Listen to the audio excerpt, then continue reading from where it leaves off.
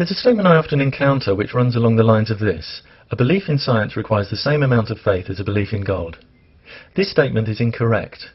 While faith is certainly required to believe in God, science is geared towards removing reliance on faith. Science is the systematic acquisition and application of knowledge about the structure and behaviour of the physical universe, gained via empirical evidence through observation, measurement and experimentation. The definition of science is bound up with gathering observable, measurable evidence. It does not enlist faith.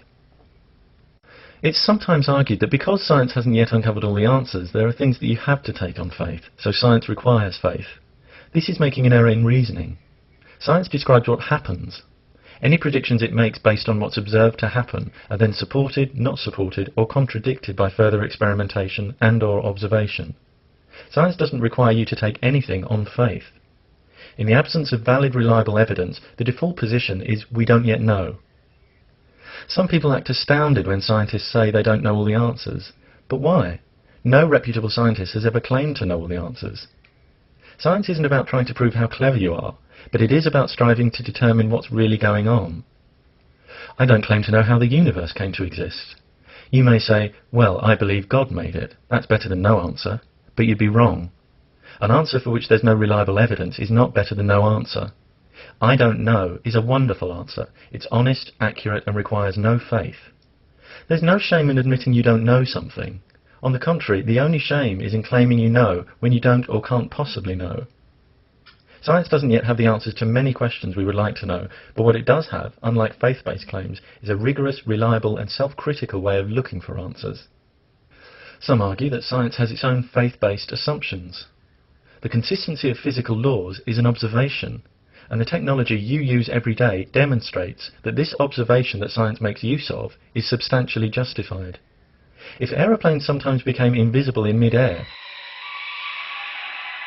you might have a case for claiming that the consistency of physical laws is a faith-based assumption. The truth is, we take scientific technology for granted because of the overwhelming evidence that the physical laws behind it work consistently. Notice I'm not commenting on the goodness of technology. The morality of nuclear bombs, or for that matter mobile phones that play the Redneck's Cotton Eye Joe, is a different discussion. What I'm pointing out is that the science behind the countless complicated and simple things that you use every day works. If you deny that, then ask yourself how you're watching this video. And those who think that the science responsible for developing their computers is different from the science that, for example, has established gravity and evolution as fact, have been misinformed, and would do well to learn about what science really is before commenting on what they believe to be its shortcomings. What happens in science when existing concepts seem unable to account for observed discrepancies? Does science collapse? No. Scientists refine their ideas. Newton's equations, although still powerful enough to predict the position of the moon centuries in advance, were replaced by deeper Einsteinian physics, which have far greater predictive power for scenarios involving very strong gravity. Such paradigm shifts show that science isn't about dogmatically defending personal theories and the status quo. The advancement of knowledge depends on scientists being able to examine and challenge concepts, rather than regard them as sacred and unquestionable. Scientists are genuinely open-minded, receptive to new ideas that, despite sometimes seeming counterintuitive, help to describe and predict the universe in which we live as accurately as possible. But because all candidate theories are subjected to the most rigorous scrutiny by the international scientific community, skepticism is built into the scientific method. In this way, scientists remain genuinely open-minded without the pitfalls of gullibility. Unlike science, we don't currently have anything that can be regarded as evidence for the existence of gods. Someone's feeling of personal certainty that a given God exists cannot be regarded as evidence that it exists, just as the feeling of certainty among ancient Greeks that a god called Helios drove a sun chariot across the sky cannot be regarded as evidence that this took place. Books such as the Bible cannot be regarded as presenting evidence of prophecies, miracles, or being the Word of God, because none of these claims can be validated by independent scientific investigation. By contrast, claims made in books on biology, astronomy, physics and evolution can be and have been examined and validated scientifically. The Bible remains true only for those who have faith in its truth. And faith is fine, it just carries no scientific weight or persuasive value for people who don't share that faith. To many of those who believe in a God and the divine nature of Jesus, their faith has superior status precisely because it's not evidence-based. I would argue that there's nothing intrinsically commendable in believing without evidence, since it leaves you much more open to accepting false claims. If, for example, the Guinness Book of Records accepted every claim submitted without requiring independently verifiable evidence, the book's credibility would plummet. However, I do appreciate the intellectual honesty of theists who acknowledge that it's faith, not evidence, on which they base their belief in a God. But certain theists, not content with looking after their own beliefs, seek to establish them as part of the only plausible and morally acceptable worldview. And realizing that faith is a rather weak position from which to try to do this, they attempt to downgrade science to something requiring just as much faith as theism. Suddenly, the belief in a God, lacking any independently testable evidence and shared only by some of us, is claimed to have equal status to the undeniable tidal wave of scientific technology and progress used and witnessed daily by us all. These people, who aren't content, as many more reasonable religious people are, to believe what they believe and let others do the same, must realise that before their claim of equal faith can be taken seriously, it must be backed up by evidence. Unfortunately, the claim collapses under even low-level examination, and there's even a passage in the Bible which illustrates why. It's the story of doubting Thomas. After Jesus' crucifixion, it's written that Thomas, one of the 12 disciples, is told by the others that they've seen Jesus.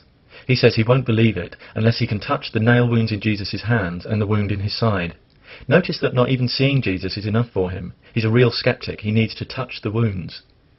8 days later, the disciples are together again, and this time Thomas is with them as Jesus appears. It's written that Jesus then lets Thomas touch his wounds, and Thomas exclaims, "My Lord and my God." Then Jesus tells him, "You believe because you have seen me. Blessed are those who believe without seeing me." This story highlights the significance of the difference between accepting Jesus' divinity because of evidence and accepting it with none, indicating that less faith is needed when you have what science requires. Jesus praises those who accept without evidence, but it's interesting that the Bible has Thomas rejecting even his fellow disciples' testimony of Jesus' divine resurrection. Ultimately, in this story, he needs first-hand evidence. Why evidence of the kind purportedly required and granted to doubting Thomas isn't currently available for modern atheists remains unexplained. Even if it wasn't self-evidently untrue that science and theism require equal faith, one certainly can't make that claim and simultaneously claim faith as a badge of virtue that makes theists superior to the sceptical scientists. It's either one or the other. You either claim equal faith or claim faith makes you superior. You can't have both. You can't have your faith cake and eat it. As I've explained, I don't think either claim can be justified. I have no problem with other people having beliefs that aren't based on evidence. Some of my friends and family have beliefs in God, homeopathy, aura reading and astrology, none of which I share, and this doesn't stop us loving each other. But when someone's evidence-free belief boils into the demand that everyone else must accept that belief as the only one that's plausible or morally defensible, big problems arise. Imposing an evidence-free belief, such as a belief in God, upon an individual or group via education, law, government or any other institution is dismissive, unreasonable and uncivilized. Faith-based beliefs have no place in these institutions, and the people who hold such beliefs are, in my view, entitled to pursue them only in their own time and with their own resources. Misrepresenting science doesn't increase the status of their beliefs. It just creates the impression that they're unwilling or unable to engage in fair and honest discussion. If I believed there was a God, that would be enough for me. I wouldn't get tangled up with making insupportable claims to try and prove it logically to non-believers. If believing in a God isn't enough for you, if other people's non-belief leaves you feeling angry, and you don't believe they have the right to live their lives as citizens worthy of equal respect, especially in education and law, I'd encourage you carefully to consider why you feel that way.